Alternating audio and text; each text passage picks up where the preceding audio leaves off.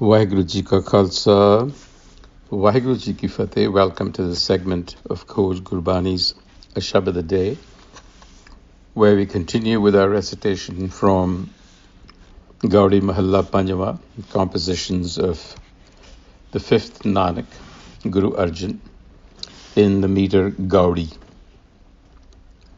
And the recitation is as follows. Gariba Upar Khinjai Dhari, par Brahm sa agan meh sari, pura nyao kare kartar, apne das ko rakhanhar rahao, आद जुगाद प्रगट प्रताप, निंदक बुआ उपज वडताप, तिन मारया जय रखे न कोय, आगे पाछे मंदी सोय, अपने दास राखै कंठ लाए, शरण नानक हर नाम त्याए. So the central idea here is that divine justice is infallible and that the Creator is the protector of its servants, those devoted. Pura nyao, infallible justice, complete, which has no weakness. Kare kartar, kartar, the Creator. Apne das ko rakhanhar, the protector. The Creator is also the protector. Now, does this mean that the Creator is selective? Not quite. The law of cause and effect is infallible and applies equally to all. In other words, we create our own hell. Now, Sikh tradition has it that this particular Shabad and a couple of others, which will follow suit very soon, Sikh tradition believes that this Shabad and the others yet to come was composed to make a point about Suli Khan, a local chief who conspired with Guru Arjan's older brother, Prithi Chand, to attack him.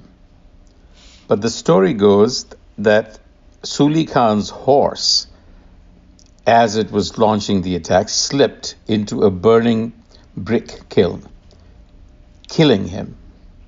In other words, he fell into a pit of fire and his beard was burnt. That is how the Shabad begins. Gariba Upar Khinjai Dhari. The word Khinjai means kijna, to be irritated. Khinjai Dhari, to pull somebody's beard or to be is the worst kind of insult possible. And the Guru here is saying, Par Brahm sa agan meh sari. If a ruler beards the poor, the fire of the Supreme Being visits upon that person. So this verse and this passage is aimed at the ruling elite. What the Guru is saying is that tyrants who in their self-conceit and arrogance try to dominate or ill-treat the populace, as happens, will come to an ignoble end. Agana Mahasari. So evidently the Guru has used a real-life event where he was the victim of or supposedly going to be the victim of an attack, but was saved because Suli Khan fell into a fire pit. But the real point, the moral that the Guru is wishing to explain to us is that tyrants always come to an ignoble end. They are not really feeling power. They are actually enslaved in their own insecurity. And the agan, the fire that they burn in, is the fire of anger and frustration and feeling of impotence. And oppressing the poor and marginalized is the worst kind of behavior that a ruler can engage in. That's the point that is being made here. And therefore, divine justice is infallible. In other words, the wheels of justice will turn and reach out for the one that is violating these laws. The Guru says, Nindak mua upaj vadtap. Nindak, slanderers, abusive and censorious slanderers are born and die. Mua upaj. They are born and they die, suffering from the high fever of haume. Vadtap. Vad is a lot, big. Tap, a fever. And in Gurbani, the biggest fever that we suffer from is that of self-conceit, of haume. So the Guru says, Ninda kambua upaj vadtap.